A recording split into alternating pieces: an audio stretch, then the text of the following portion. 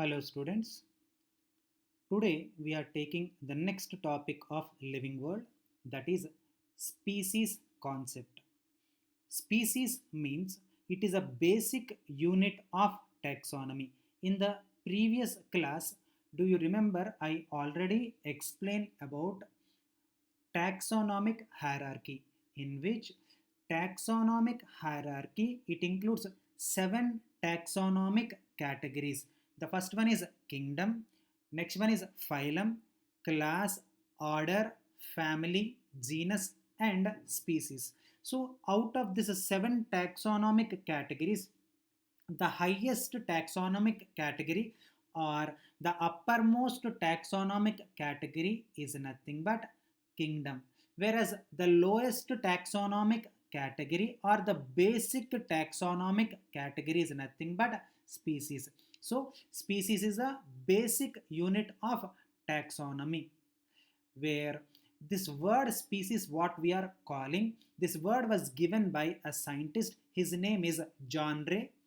John Ray is the one who proposed the term species, and he is the first one to give species concept, that means concept of species, where he proposed a book called Historia Generalis Plantarum.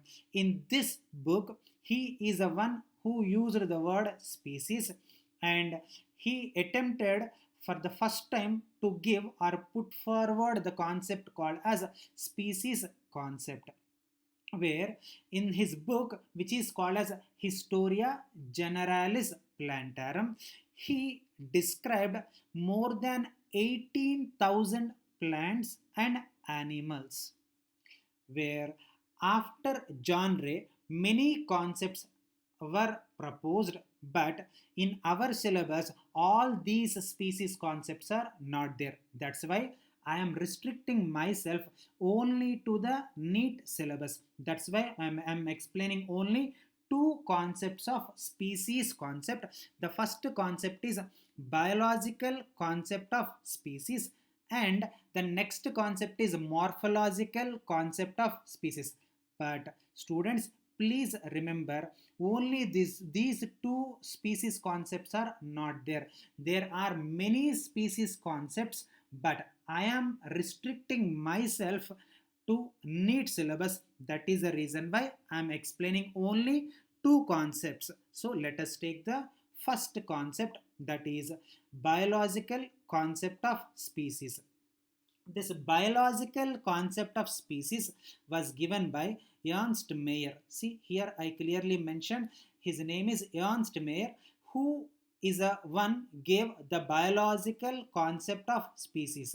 And Ernst Mayr is also called as Darwin of 20th century. Hope you know Darwin is a very famous scientist, and he is the one who gave the concept of natural selection. Hope you remember in your previous classes, at least you know about him, at least something you know about him.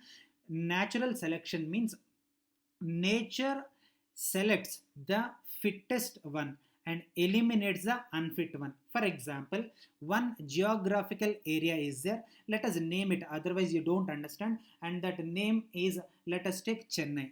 In Chennai, there are many organisms present in that particular area. Now all these organisms, they are living and also they are increasing their families, but every area has its own limit. For example, let us take one classroom.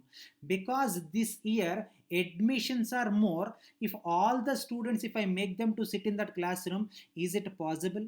Because every classroom has its own limit. For example, just for your example, I'm telling you, one classroom is there and that classroom capacity is 40 students.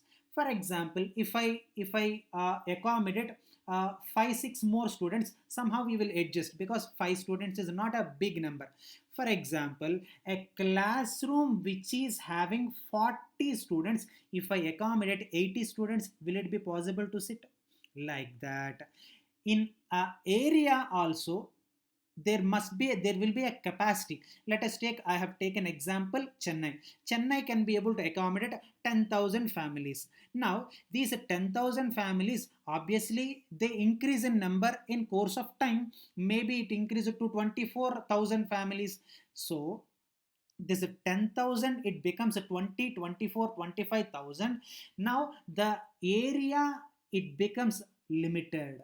Hope you are understanding. So what happens, some natural calamity it appears, it occurs, like some earthquake, or it may be some storm, or it may be any other sort of natural calamities.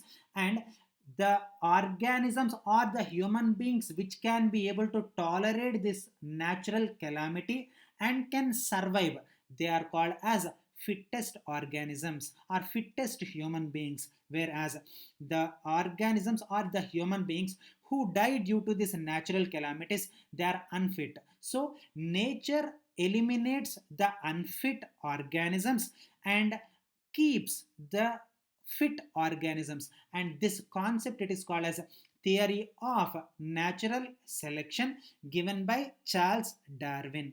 So Charles Darwin, again I am going to explain in evolution chapter, but till now, for now, whatever it is required, I gave you. So again, just for your understanding, I'm repeating in just a half a minute. Charles Darwin is a very famous scientist who gave the concept called as natural selection. Natural selection means nature it gives a chance for the fittest organism to survive and eliminates the unfit organisms.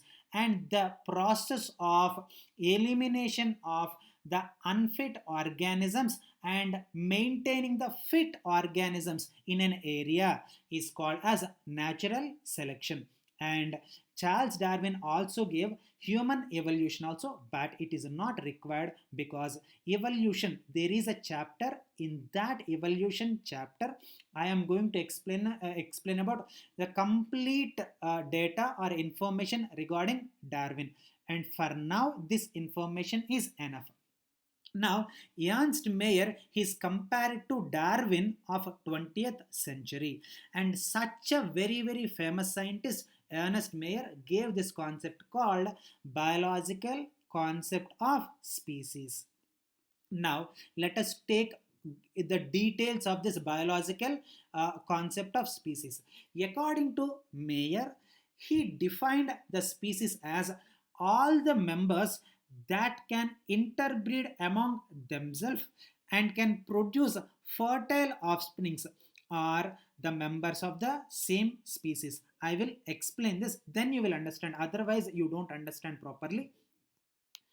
According to Ernst Mayr, species means these are the group of organisms which can be able to interbreed among themselves. The meaning for this is, after after few years, for example, one organism took birth and it crosses its childhood and then it enters into the teen. In the teen it should marry some other, for example, one boy is there or one girl is there, and they crosses their childhood and they enters into the teenage and they get married. And after they get married, they increases the family, they maintain their family by producing the children. So this process it is called as interbreeding and produce the fertile offsprings. Hope you understand now. Again I am telling you in a very brief way the members of species which can be able to interbreed among themselves. That means after taking birth, after certain time, they attains the reproductive maturity and then they get married and they maintain or they increase their family by producing their own kind of offsprings, and this is called as interbreeding capacity. Hope you understand. And according to Ernest Mayr, the members which can be able to interbreed among themselves, then only it will be considered as a species. Otherwise, it won't be considered as a species. That is the reason why this Ernst Mayr though the definition is a very authentic and standard definition, there is no doubt, students, I am telling you, it is a very standard and authentic definition, but it is having its own drawback. A small negative point is there, because according to Ernst Mayr, organisms which can be able to interbreed among themselves, they only will be considered as true species. Just now we already discussed about it.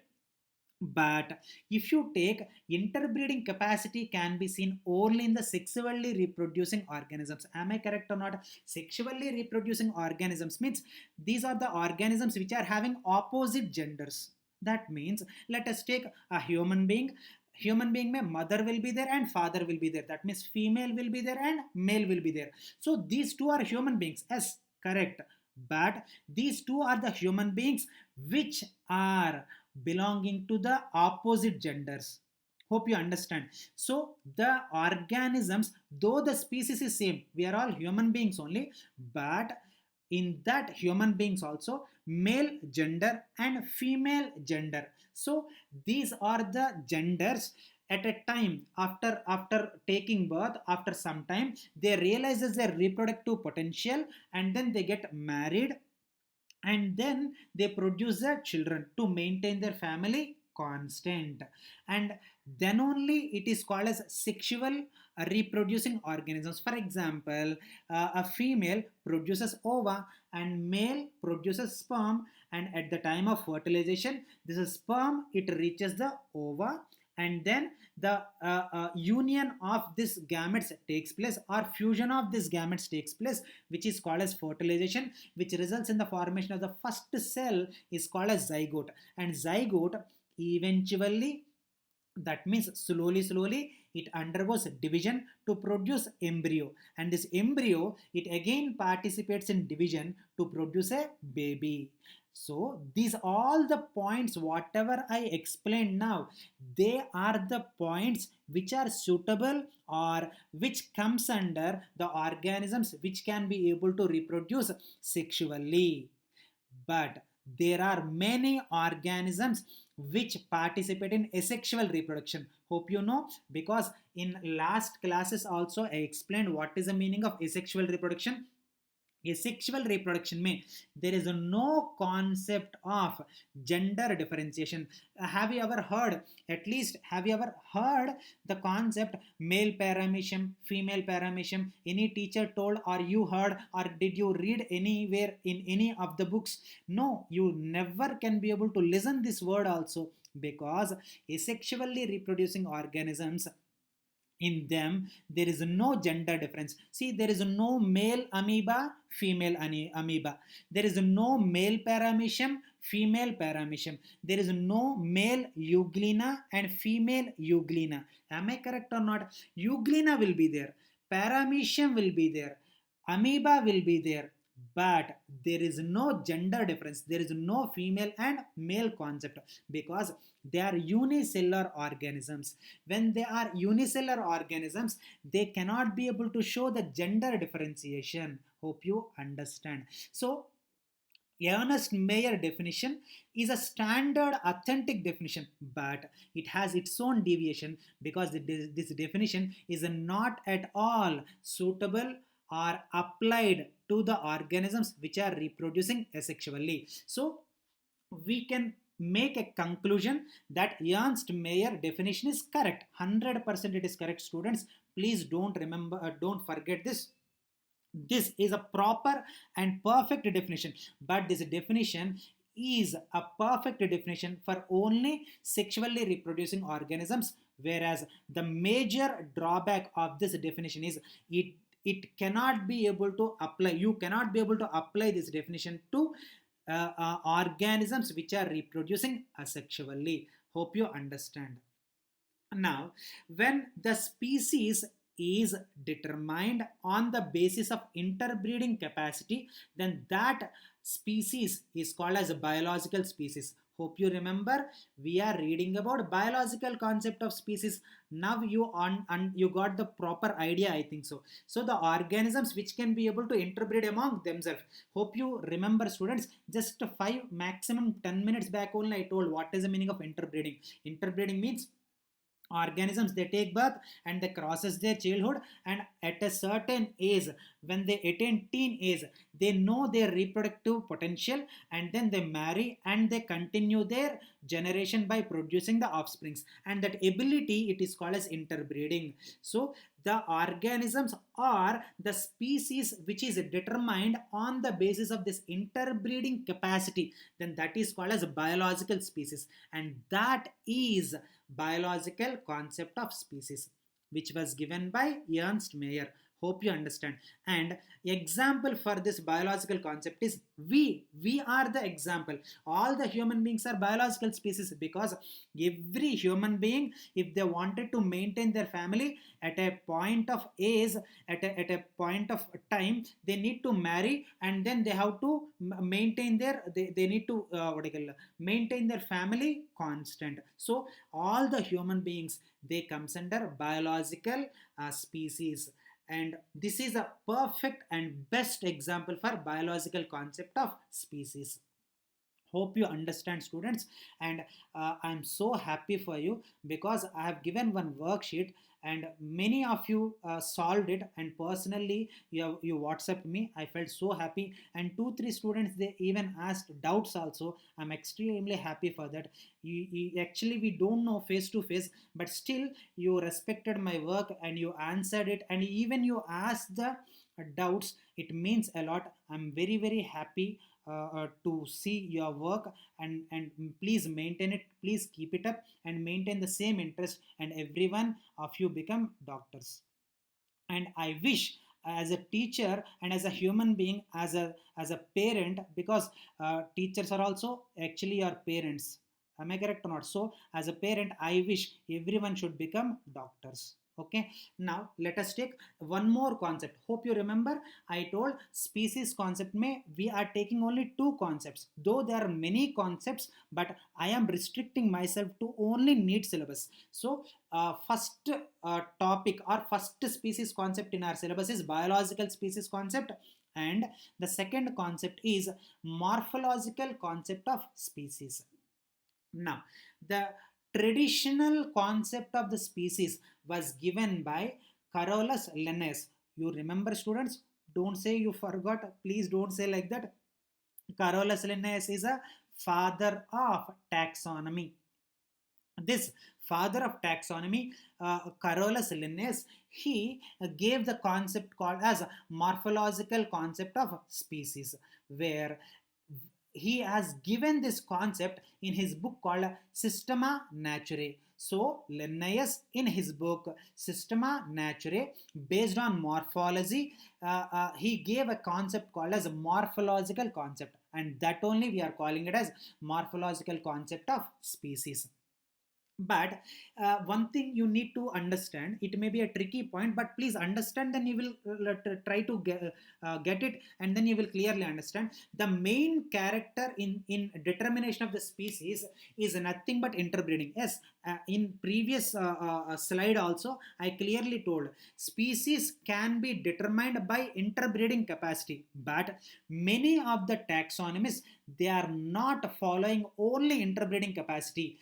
Especially here, I gave the example Carolus Linnaeus.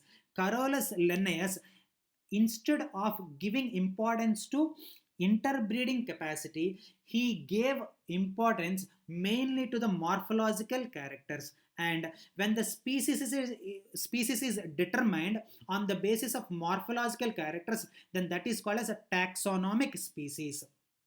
Students, you have to remember this word. It is a very important word. If the species is determined based on interbreeding capacity, then that is called as a biological species.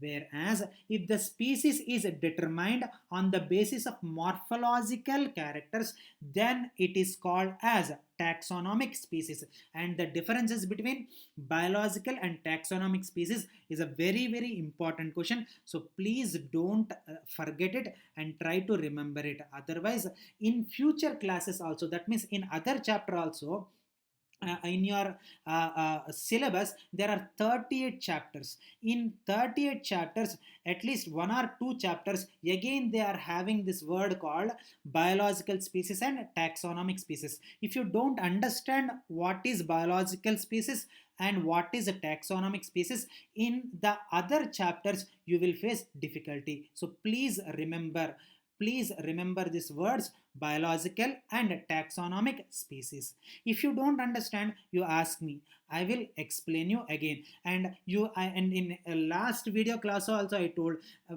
you can even make video call also. In WhatsApp there is an option, you can make video call also, and you make video call. But please understand, before you make video call, you just message me, so that if I am out, I'll come home or I'll go to academy and I'll sit, and then I can be able to answer. So on the road or any other place, I can't be able to pick your video call. So please give a message, sir, this is a point I did not understand, so you please explain me live. Then I'll give you a time. You call me around 10:30, 11:30, 12:30, like that. I'll give you time. At that time, if you call, I will answer you in live. Okay, please understand. Now, this just 2 minutes back, I told Carolus Linnaeus gave more priority to morphological characters. Though interbreeding is very, very important, he has given more priority to morphological characters only. Example also, in higher plants, the determination of the species is mainly based on morphology of flower. That means floral morphology, because floral, that means reproductive characters are more conservative as compared to vegetative. This is obvious point. If you take root, stem and leaf, they don't have proper shape. Am I correct or not? So the no root will be is having proper shape or proper arrangement. No stem it is having proper arrangement. No leaves are properly arranged. That's why. But all the flowers, almost all the flowers, they will be in the same shape. Am I correct or not? You take one hibiscus flower and you compare with another hibiscus flower, same characters will be there. But that means look wise they both will be same. But if you take one stem, same plant may, if you take another branch, if you compare, it won't be exactly resembling. That's why he has given, that means Carolus Linnaeus has given more priority to morphological characters than the interbreeding capacity. Hope you got my point. And for this I gave an example also, cauliflower and also cabbage and knoll cole. And this knoll cole, cabbage, cauliflower, all these are morphologically they are same they share the same morphological characters. But if you take cauliflower and cabbage aside, cauliflower can never be able to interbreed. That means, I'm sorry, I'm telling just for understanding sake. If they participate in reproduction, you can never be able to see a species can be able to develop. That means a new individual never produce. But cauliflower and cabbage, when you see, almost same morphology you can be able to see. And knoll cole, cabbage, if you see, they show maximum characters same. And that too, cauliflower, cabbage and also knoll cole, and all this, they belongs to the same genus and species, that is a Brassica oleracea. So Brassica oleracea, and this is a technical or binomial nomenclature for for cauliflower also you have to write the biological name Brassica oleracea, for cabbage also Brassica oleracea, and knoll cole also Brassica oleracea. But for all these three, only one name is used. That means they are morphologically similar. That's why these three, they comes under taxonomic species. But this cauliflower cabbage, or cabbage or knoll cole or cauliflower, if they interbreed among themselves, they can't be able to produce a new cabbage or new cauliflower or new knoll cole. It don't come. That's why they can't interbreed among themselves. That's why they are biological species. Hope you understand what is the meaning of what is the difference between taxonomic species and biological species. Biological species means which can be able to interbreed among themselves. Taxonomic species means which are morphologically similar, but they do not interbreed among themselves to maintain or to produce a new baby. So here there is one concept called as a sibling species or cryptic species. Sibling or cryptic species means member of one taxonomic species which are morphologically similar. That means cauliflower, cabbage, and knoll cole. They are morphologically similar, but reproductively isolated. That means they are looking same, but eh, but they cannot be able to interbreed among themselves. I'll tell you still more easy example. I think after listening to this example, you may feel little difficulty. That's why I will give one perfect example, very simple example. Definitely you will understand. Mule. And if you take a mule, it resembles like a horse.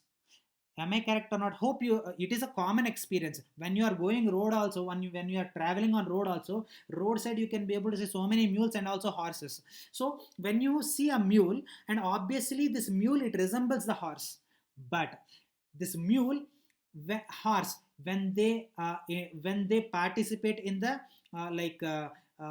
if they get married, they can't be able to produce the children, but both are looking same. That means both are looking same. That's why mule and horse, they are taxonomic species, but if they marry, if they cannot be able to produce the children, that's why they are the biological species. Hope you understand. This is a simple example than cauliflower, cabbage, and no coal. So hope you understand. Now, sibling species are one taxonomic species because they are similar in morphology, but they are different biological species because they cannot be able to interbreed among themselves. An example, Brassica oleracea. Okay, or if Brassica oleracea, if it is like difficult to you, horse and mule.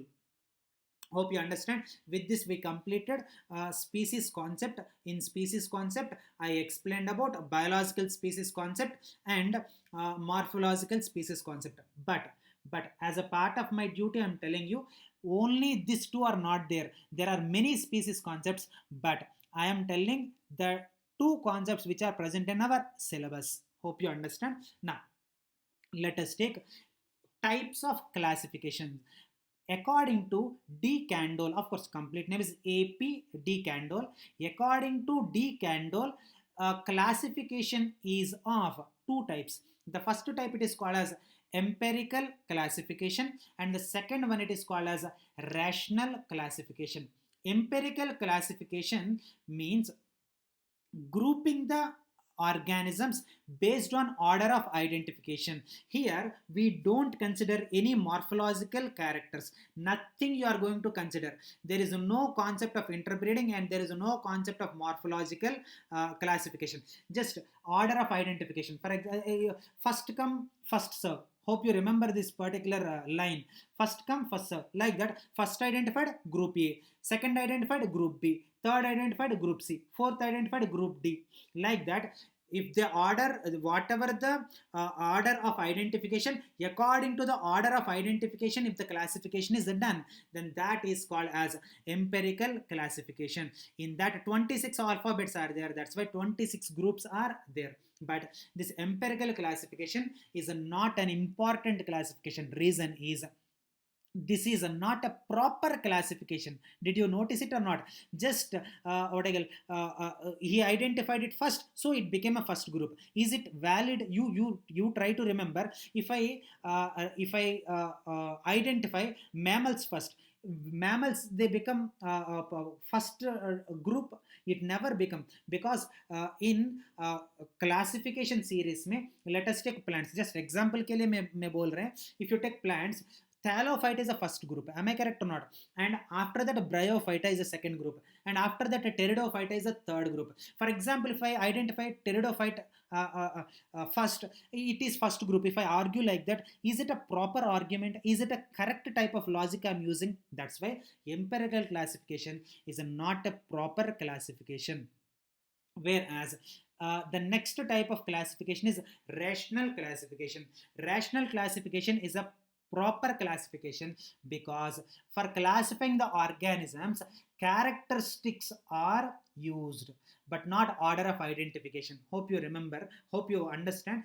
Here groups are made, that means grouping based on the characteristics, and for that rational classification, many characteristics we will take into consideration. So based on the types of characteristics, Again, it is of four types. The first one is practical classification and artificial classification. The third one is a natural classification, and the fourth one is a phonetic classification. The first one is a practical classification. Practical classification means the classification which is based on economic importance, then that is called as a practical classification. For example, all the fiber yielding plants, they comes under one group. All the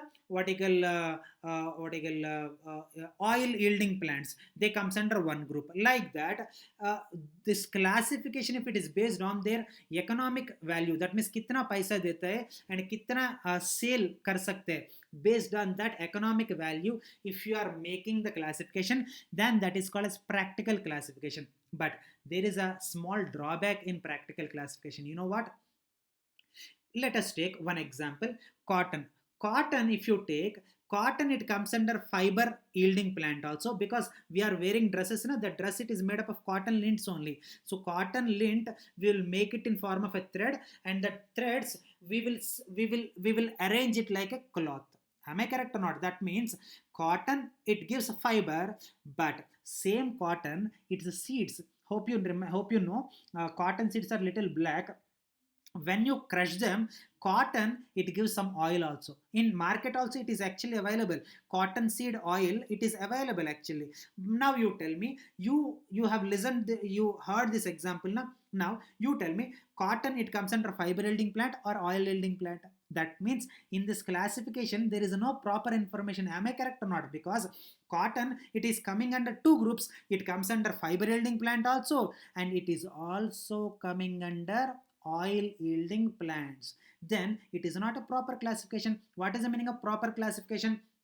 One plant properly must be classified under one group, then only it is called as a proper classification. For example, you are my students, you are going to join maybe from July, and from July government may give relaxation, so that you may all come to the school by July. If, for example, today if I ask you to sit in a biology group, tomorrow if I ask you to sit in maths group, and again day after tomorrow if I ask you to sit in biology group, is it proper education I am giving you? You please try to tell me, you please try to think.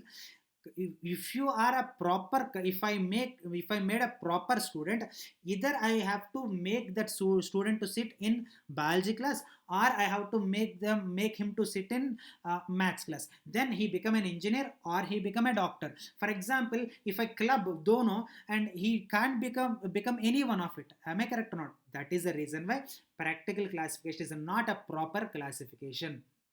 So again, this practical classification, because it is having its own drawback, one more classification is given. What is that? Artificial classification. Artificial classification means, let us take two organisms, and when you observe these two organisms, you can make around 10-15 differences. But what is a problem in artificial classification? Though there are 10-15 differences between these two organisms, we will give importance to only two or three main important characteristics, and remaining 13 or 10 characteristics we don't give importance. That means if the classification is based on maximum two or three main characters, and we will ignore remaining characters, then that is called as artificial classification. And Linnaeus classified the plants into 24 classes based on only sexual characters. He did not give importance to other characters, but plants may other characters also there na.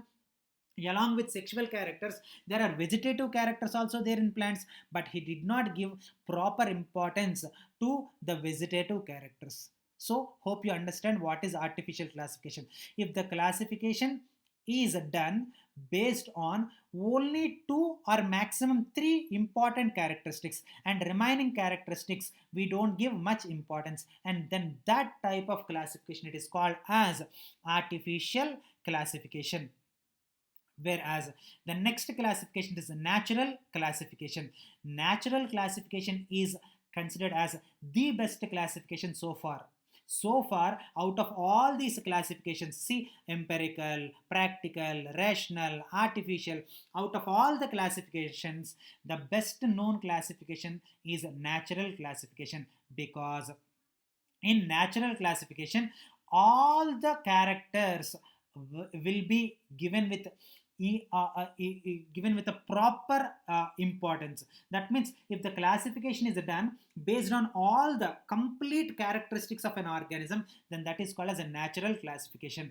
And this natural classification is followed by two famous scientists, Bentham and Hooker. And just you remember the names now, and the complete details about Bentham and Hooker I will give you in the other chapter, because in this chapter, if I keep on explaining about Bentham and Hooker, it becomes a big class. That's why Bentham and Hooker, just now you remember the names, and in the future classes, especially there is one chapter called as plant classification, plant kingdom. In that again I'll explain you who is Bentham and Hooker. So Bentham and Hooker gave the first natural classification. Again I'm telling you just for your understanding, if the classification is based on economic importance, it is called practical classification. If the classification is done based on two or maximum three important characteristics, then that is called as artificial classification. No, if you are giving importance to the all characters and then you are doing the classification, then that is called as natural classification. Now, natural classification is again of two types. The first one is natural formal classification or natural phylogenetic classification, which is also called as cladistic classification. Very simple. Don't think too much about this. So simple. Natural formal classification means classification based on only morphological characters. Morphological characters means the external characters. Let us take one boy, and that boy is a tall, and that boy is he's having black hair, he's having what I call black colored eyes, or and his skin color is wheatish, he's not too fair and he's not too dark. That means I'm explaining that boy by using morphological characters. Like that, if you are describing any organism based on only morphology and then you are doing classification, then that is called as a natural formal classification. Whereas natural phylogenetic or cladistic classification means along with morphology, their phylogeny. Don't get confused. Phylogeny means their evolutionary characters also. If their evolutionary characteristics also given with equal priority, then that is called as a phylogenetic classification. Again, just repeating for your understanding, natural formal classification means classification based on only morphological characters, whereas natural phylogenetic or cladistic classification means classification both on morphological characters and also phylogenetic characters, that means evolutionary characters, then that is called as phylogenetic natural classification. Hope you remember. Now let us take the last classification, that is phonetic classification. Phonetic classification is also called as numerical classification or Eden, Adansonian system. So it is called as Adansonian system or numerical classification. Means in this classification, you are giving priority for both similarities and also dissimilarities. That means one way you are taking what are the similarities between two organisms, and at the same way, at the same time, you are giving the importance for dissimilarities also. What are the differences between two organisms? So like that, if you are classifying the organisms based on similarities and also dissimilarities, then that is called as phonetic classification or Adansonian system or numerical classification. Hope you understand. So these are the types of classification according to A.P.D. Candoll. Now, today's last concept is types of taxonomy. What are the types of taxonomy? Again, taxonomy is of five types. The first one is alpha taxonomy, and second one is beta. The third one is omega taxonomy. The fourth is cytotaxonomy, and the fifth is chemotaxonomy. Alpha taxonomy, which is also called as classical taxonomy. If the classification is done based on only morphological, external morphological characters, then that is called as alpha taxonomy. But along with the morphological characters, if you are taking internal characters like embryological characters or cytological characters means cell characters, and anatomical characters like that, if you are taking internal structural details of an organism, then it is called as a beta taxonomy. Only external morphological characters, alpha taxonomy. Along with external morphological characters, you are giving importance to internal characters also, then that is called as beta taxonomy. Omega taxonomy means this is the type of classification based on all the information available according to that particular organism. So एक organism का बारे में कितना information है, every point of that information it is given with equal importance, then that is called as, let us just only for your understanding I'm telling you, one organism is there, you identified one organism.